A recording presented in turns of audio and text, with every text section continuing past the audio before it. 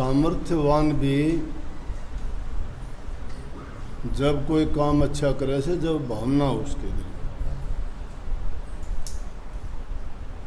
सामर्थ्यवान तो दुनिया में बहुत हैं, पैसे वाले बहुत हैं, लेकिन जब उनकी भावना नहीं है तो उनका पैसा किस काम आता है। अब इतनी वाणी सुनी थी, जिसकी जैसी सोच हो, वैसा ख्याल हो, वैसा है उससे ले लेगा। अगर देखा जाए तो सब कुछ कह दिया। संतों का तो एक एक वचन इस जीव को रास्ता दिखाने का, सुधार का और कल्याण का है, परंतु कोई माने जब न। अब भावना की बात यह कहते हैं, सामर्थ्य किसकी, किसी की पैसे लगाने की है, कोई तन की सेवा कर सकता है, कोई मन की कर सकता है।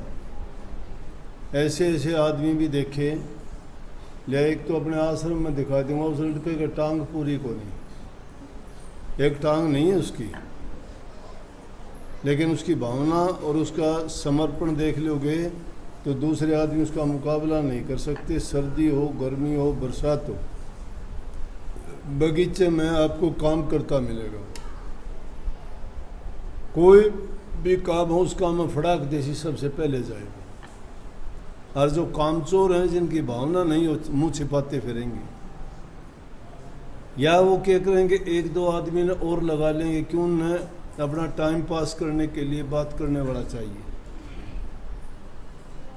लेकिन उसकी ये भावना है, वो हमेशा सेवा में तत्पर रहता है। छोटा सा प्रसंग, जब माता सीता को रावण ले चुरा के ले गया, पता लग गया, हनुमान जी ले आए पता कि माता सीता को लंका पति रावण लेके गया है।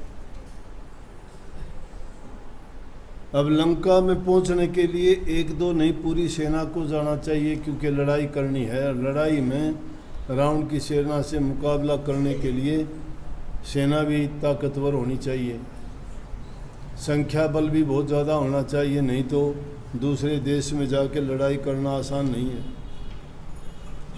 रास्ता नहीं था तो समुद्र पर सेतु बनाने लगे। सेतु समझते हो, पुल, कि ताकि उसके ऊपर से जाके उसको पुल बनाना आसान नहीं था। लेकिन कहते हैं कि वो तो लीला श्री राम की थी। उन्होंने क्या खेल था, क्या परीक्षा थी, किस प्रकार से लोगों को जांचना था,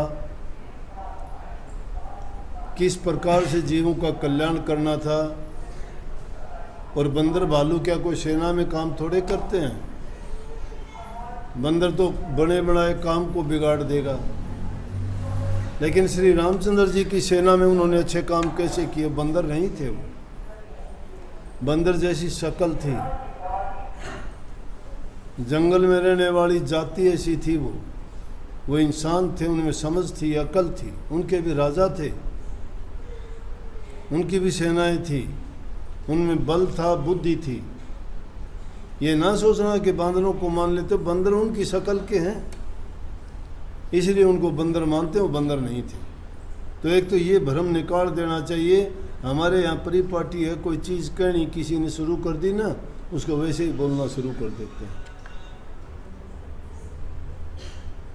लेकिन पुल जब बनाना ही था तो उसके ऊपर कैसे उससे पार जाया जाए। पुल कैसे बने, बड़े बड़े पत्थरों को उठा के, बड़े बड़े वीर योद्धा थे वो जंगली जातियों के, ऐसे ऐसे जिनको बंदर भालू ही कहो अब तो, उन्होंने पत्थर रखने शुरू कर दिए। किस बात पे? उनके मन में श्री राम के प्रति इतनी आस्था और विश्वास था कि हम उनका नाम लेके जो काम करेंगे वो सारे काम होंगे। उसी के काम को करने के लिए उसी का नाम लेके करते और कहते हैं कि उन्हीं ताकत से ये काम हो रहा है। कितनी सत्यता है इस चीज़ में, गौर करते नहीं इस बात की। गुरु और क्या कहता है शिष्य को? गुरु यही तो कहता है, साधारण रूप में कहता है कि ध्यान करो गुरु का करो। क्यों करो गुरु का ध्यान? उनने क्यों रामचंद्र जी का नाम लिया था? रामचंद्र जी में कह देते इतनी ताकत है तो अकेला ही बना देगा। लेकिन उनका कल्याण करना था, उनको सेवा का अवसर देना था, उनके मन में यकीन दिलाना था। तो वो जो पत्थर श्री राम का नाम लेके रखते हैं, पुल बनाते हैं, तो उसी टाइम क्या देखते हैं कि एक गिलहरी जानते हो ना, किलकाटो बोलते हैं अपनी भाषा में। एक गिलहरी आती है, समुद्र में जाके पानी में नहाती है, भीगती है और बाहर आके मिट्टी में लौटती है और पूरे शरीर को मिट्टी में लौट के फिर समुद्र में चली जाती है और समुद्र में जाके फिर भीगती है और फिर वापस आके मिट्टी में फिर लौटती है। श्री रामचंद्र जी वहाँ खड़े खड़े इस कोतक को देख रहे हैं और इस कोतक को देख के गिलहरी से कहने लगे, रोक के उसको बोला कि आप क्या कर रहे हो ये? कि मैं मिट्टी अपने शरीर पे और तो मेरे पास कोई तरीका नहीं है, लेकिन मैं भी इस पुल के बनाने में अपना योगदान देना चाहती हूँ। और वो योगदान मैं कोई ये नहीं कि मिट्टी उठा के डाल सकूँ या कोई पत्थर उठा के रख सकूँ। मेरी सामर्थ्य इतनी ही है और उसके लिए मैंने तरीका ये निकाला है, मेरे शरीर के बाल गीले हो जाते हैं, बाहर जाते हूँ मिट्टी चिमट जाती है, आके वो मिट्टी चाहे 4 कण डालो, लेकिन मेरा योगदान रहेगा कि ये पुल बनाने में योगदान रहेगा मेरा। इसी प्रकार से संतों ने भी सेवा का एक तरीका बताया सत्संगियों को कि अगर हम मिलके कोई भी काम करते हैं तो चाहे उसमें हमारा नमक मात्र भी योगदान क्यों ना हो, लेकिन योगदान में हमारा उसमें नाम तो होता है। करने वाला तो एक ही आदमी होता है, लेकिन सहयोग करने वाले अगर आदमी करते हैं, वो कोई भावना से, कोई शरीर से, कोई धन से और कोई अपने विचारों से, कोई जबान से बोल के दूसरे लोगों की जो हौसले अफजाई करता है, वो भी सच्चे रूप में सेवा कर रहा होता है। सेवा ये ज़रूरी नहीं है। और यही बात नहीं रुक जाती, भावना की बात देखो। यही बात जब रावण के पास पहुंचती है लंका में और वहाँ जा कहते हैं, सब लोग कहने लगे कि बोलो रावण के दरबार के लोग, उसकी ही जो प्रजा के लोग हैं, वो आके कहते हैं कि आप भी कुछ करो ना। जब रामचंद्र उसके ऊपर पुल बांध के आ रहा है तो इसका मतलब वो तो बहुत शक्तिशाली है। आप में ये शक्ति नहीं है क्या? आप क्यों नहीं बनाते पुल? अब रावण ने भी रीस में आके कह दिया, क्यों, मैं भी बना सकता हूँ, कौन कहता नहीं बना सकता। बोला कि आप भी इस तरह से पत्थर जल में तैरा सकते हो? बोला हाँ, जब ये कोई मुश्किल बात थोड़ी है, मैं भी तैरा सकता। उसने बात तो कह दी। अब वो भी क्या करता है कि अगले दिन जाता है, पत्थर उठाता है, समुद्र में जाके पत्थर रखता है, पानी में पत्थर रखता है, देखता है तो उसके लोगों ने भी देखा तैर रहे हैं पत्थर। उनको यकीन हो गया भाई रामचंद्र जी का मुकाबला कर लेगा ये तो, क्योंकि उसने भी जो पत्थर तैरा दिए, ये भी पत्थर तैरा है, तो कोई उससे कमज़ोर दुर्बल नहीं है, इसमें भी शक्तियाँ हैं। प्रजा को यकीन दिला दिया। लेकिन जब घर आया तो मंदोदरी पूछने लगी कि ये बताओ आप, ये कौन सी शक्ति थी कि आपने पत्थर तैरा दिए? मैं जानती हूँ कि आप में शक्ति नहीं, आप नहीं तैरा सकते। आपने बहुत कुछ शक्तियाँ हासिल की हैं, लेकिन ये शक्ति आप में नहीं है। फिर आपने पत्थर कैसे तैराया? बोला वो जब राम लिख के पत्थर तैराता है तो मैंने रावण, बोला तूने रावण लिख के कैसे तैरा दिया? बोला मैंने पत्थर तो रावण का नाम लिख के रखा, लेकिन मैंने उस पत्थर को कह दी थी तुझे कसम है श्री राम की कि अगर डूबा तो। भावना और भक्ति, राम की पूजा करी रावण ने भी। विश्वास उसी का रख के कहे कि अगर तुझे दुहाई है श्री राम की, अगर तू डूबा तो पानी पे तैरना। असल ये तो ये थी कि पानी पर तैरना। तो भावना प्रधान है। जिस इंसान की भावना नहीं है, विश्वास नहीं है, श्रद्धा नहीं है, कुछ नहीं मिला करता है। विश्वास को दृढ़ करके जो इंसान रखता है उसके अंदर दया भी होगा, प्रेम भी होगा, भक्ति भी होगी, सेवा भी होगी, उसका सब कुछ अच्छाई की तरफ उसका रुझान हो जाएगा। लेकिन एक आदमी अगर एक बार लाइन से हट जाता है ना, फिर तो उसको समझो उसकी वो हालत होती है जिस प्रकार से रास्ते को छोड़ के जंगल में कोई घुस जाए, फिर भटक जाता है, रास्ता मिलना मुश्किल है।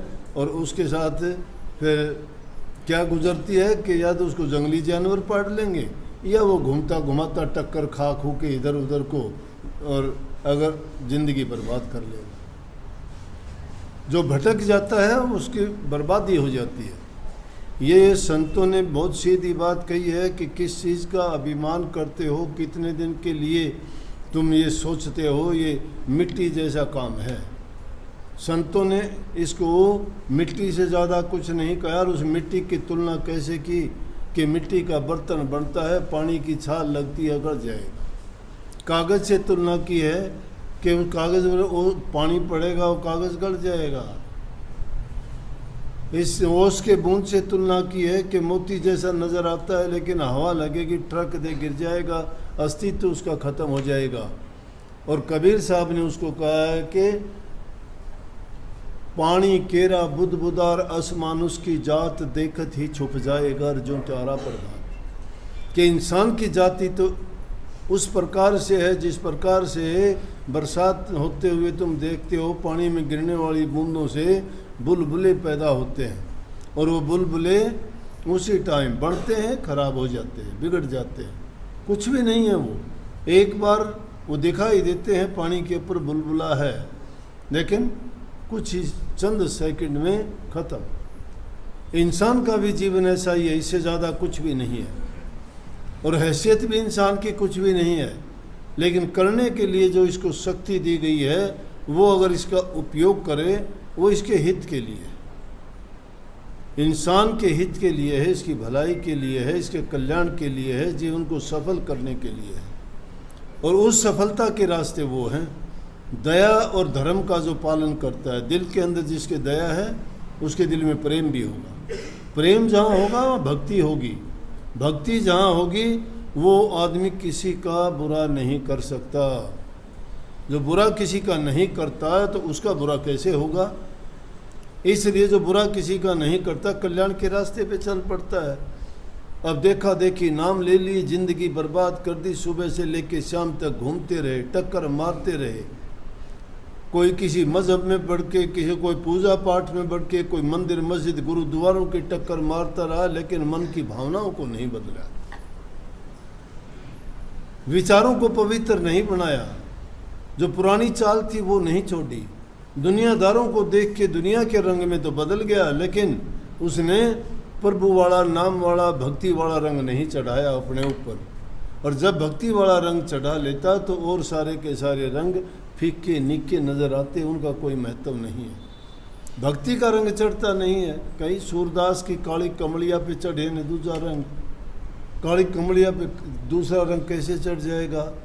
तो नाम जिसके पल्ले है उसके सारे सिद्ध तो हैं, लेकिन जो नाम की कमाई नहीं करता, नाम के महत्व को नहीं समझता, उसके गुण को नहीं जानता, उसको जपने का, साधने का, उस भक्ति का तरीका नहीं समझता, उसके लिए नाम क्या है।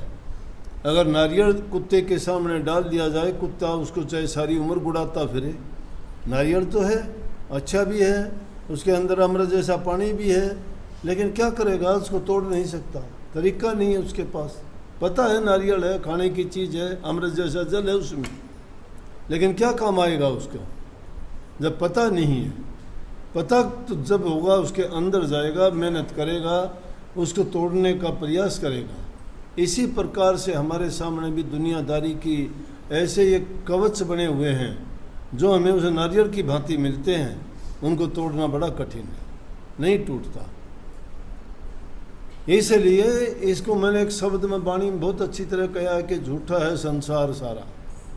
संसार झूठा नहीं, ये बातें झूठी हैं सारी की सारी। क्यों, इंसान के जब कोई चीज़ काम आती ही नहीं तो झूठी है। सच्ची क्या है, सच्चा नाम है। सच्चा कौन है? गुरु है। साथ कौन देगा? गुरु देगा। साथ कौन देगा? नाम देगा। बाकी तो साथी सब साथ छोड़ देंगे, सब साथ छोड़ देंगे। बचपन के साथी कहाँ हैं?